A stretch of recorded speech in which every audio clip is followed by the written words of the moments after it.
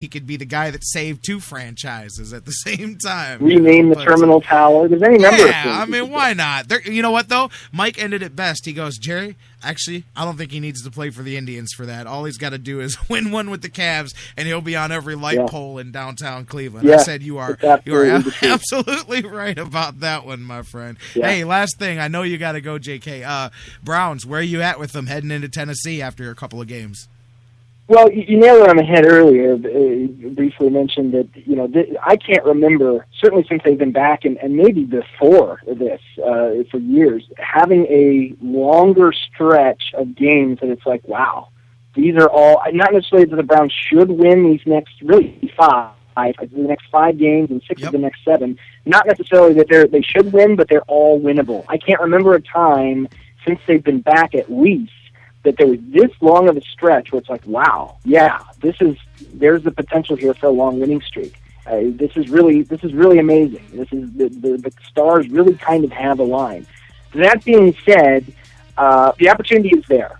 So this is really the litmus test for this year's team, the franchise as a whole. Are they heading in the right direction? These 5 games are going to define it. I really don't feel good coming off of the way that the Baltimore game was before the bye. That to me was a crossroads game for me personally, because we talked about it before that game. Like, I'm not sold yet. I think had they won that game, and they should have. My God, not to belabor that point, because that's been talked about to death. But that was a game they absolutely should have won. They did not. Just reinforced what I felt, what a lot of people are thinking is, they're just no. It's still they're a little better, but there's still too much of the same old Browns in there. And here we go again. Now this is another sort of crossroads game that really you look at on paper and say, if what we're seeing and what we've seen in these first 3 games are any indication, they should win this game. That being said, I can't do it. I cannot pick them to win this week. I just don't feel it for the one primary reason. Well, the first primary reason is that because I still see some of that old Browns in them from the Baltimore game. I think had they pulled that out, I'd be much more enticed to pick them this week. That's number one. But the second reason is, if you look, the avalanche of statistics that we've looked at here over this bye week, with nothing else to do, we've just reviewed the first 3 games over and over again. But the thing that jumps out to me is that the Browns in 3 games have not turned the ball over yet. That is ridiculous. That's just crazy town that the Browns have not committed a turnover in 3 games, and that tells me, well, that's great, and I love it, and I hope it's the sign of things to come and the sign of more discipline maybe and any number of good things. I think that's more of an aberration. I think there's going to be a game, perhaps Sunday, that evens that out. So I think we're overdue for about a 3 or 4 turnover game, and this type of team turning the ball over 3 or 4 times cannot win. I am going with Tennessee, something along the lines of 20-13. And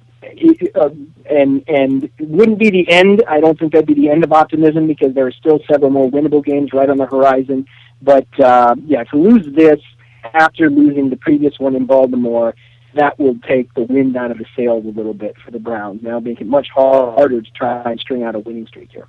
Wait a minute. You can't do that. You can't say the end statement was almost as if the loss had already happened. Now, come on, man. I hear you.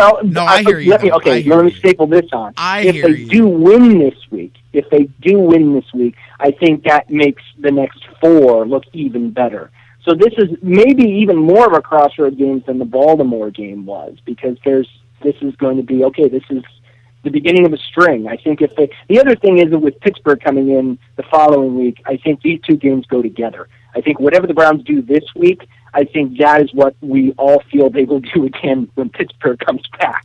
The Pittsburgh, we'll talk about it next week, but I feel that if they win this week, it'll be like, yep, we're going to take on the Steelers. We almost beat them last time. We'll beat them this time. Let's go. If they lose this week, it's like, crap. here come the Steelers to extend this losing streak to 3. We never beat the Steelers. It's all going to depend on what happens this week. So this is perhaps, if you remember last year, the Cincinnati game in early November, that was the crossroad game. And we knew that was the crossroad game going in. The Browns were 4-5 at that point, had just beaten Baltimore. And we said, if the Browns can go in and beat the Bengals this week and get back to 500, get into this race, that's going to change the rest of this season. If they lose, they're looking at a tough stretch after that of games that the bottom could fall out. They lost, the bottom fell out. Had they won, it may have ended up very differently. We may have a different coach today than we have in Mike Pettin. So this is, I don't know I think there are going to be probably a few other kind of key games to watch in the next few weeks, but to me, this is as big a crossroad game as that Cincinnati game was last November.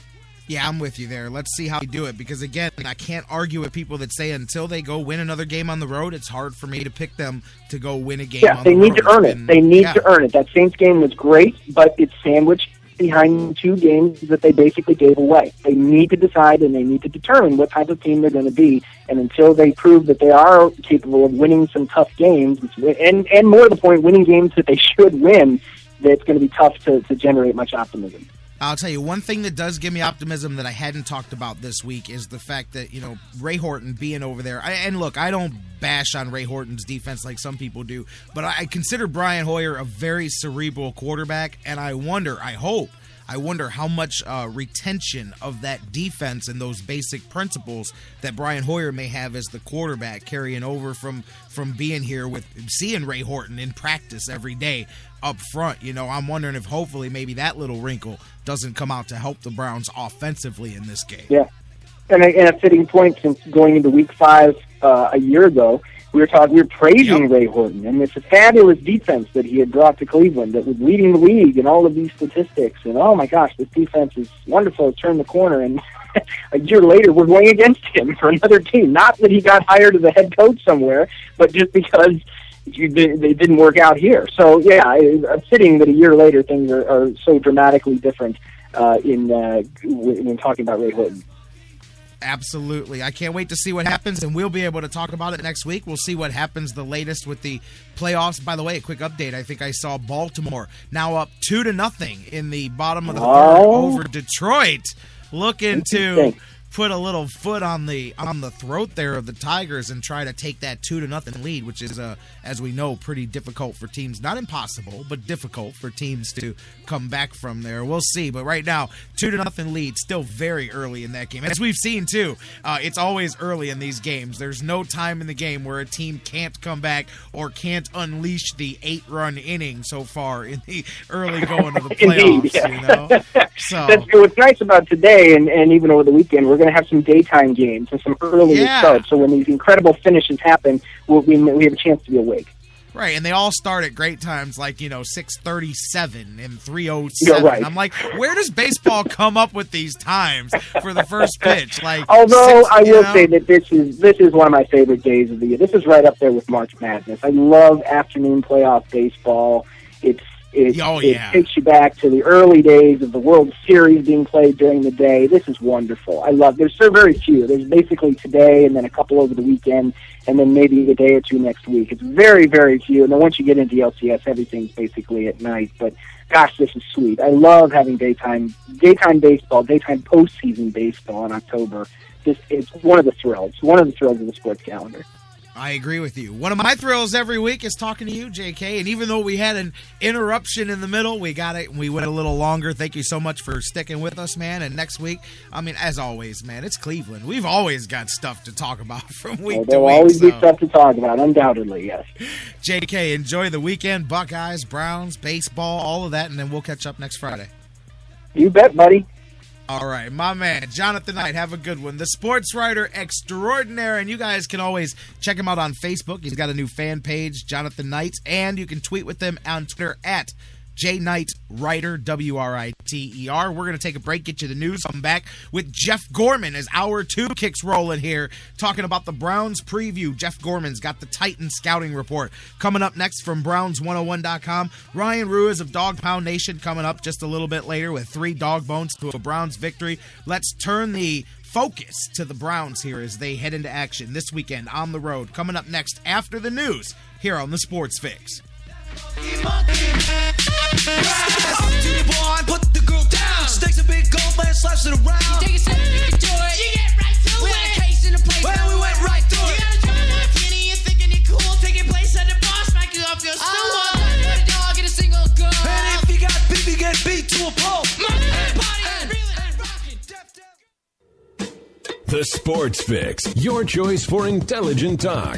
That was wonderful. Bravo! I loved that. Oh, it was great.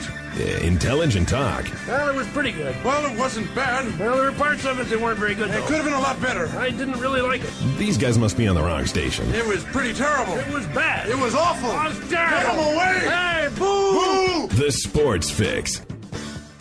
I'm Tyler Zeller, and you're listening to The Sports Fix. Have you gotten your copy of Cleveland's Finest yet? Highlighting the best moments, players, and media members in Cleveland sports history? He won it!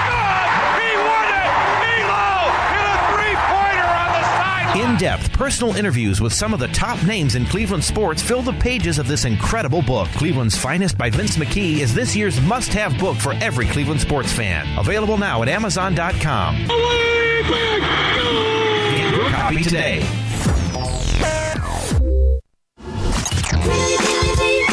Sports Fix listeners, do you tweet? So do we. So tweet with us 24/7 at the Sports Fix CLE.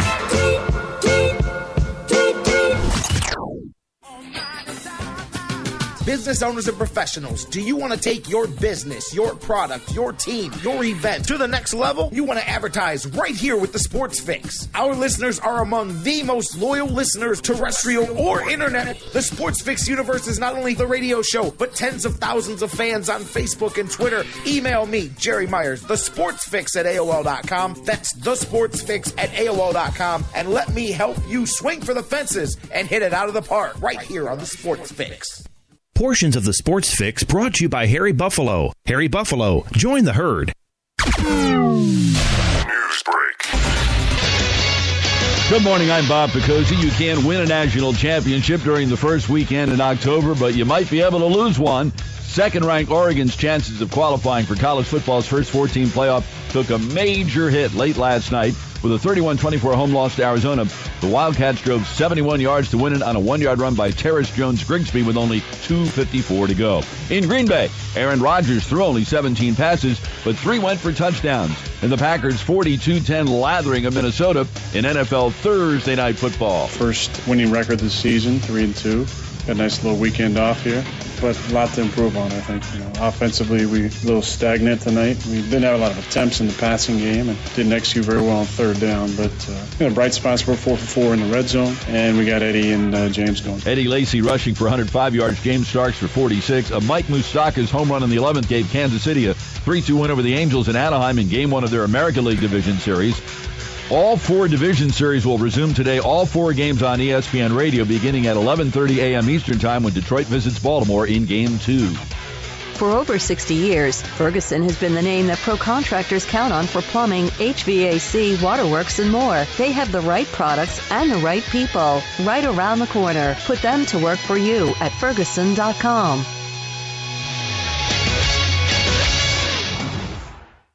You're listening to The Sports Fix.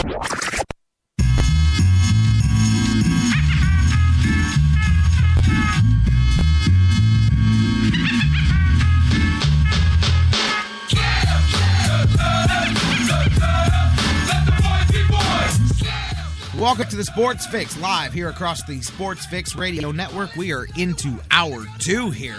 A little bit late, but we're into it, baby. Rolling on. Thanks to Jonathan Knight, the Sportswriter extraordinaire. Always a fun time on Fridays, and really glad that he stayed a little bit longer because of the technical difficulty. We're rolling now, though, guys. And, of course, you can't go to the phones because we're going back to him. We've got Jeff Gorman of Browns101.com coming up just a few moments from now with your Tennessee Titans scouting report as we start looking ahead to the Browns and the Titans doing action in Tennessee this weekend. And it's been 375 days since the last time the Cleveland Browns won a game on the road. We're going to talk about that here.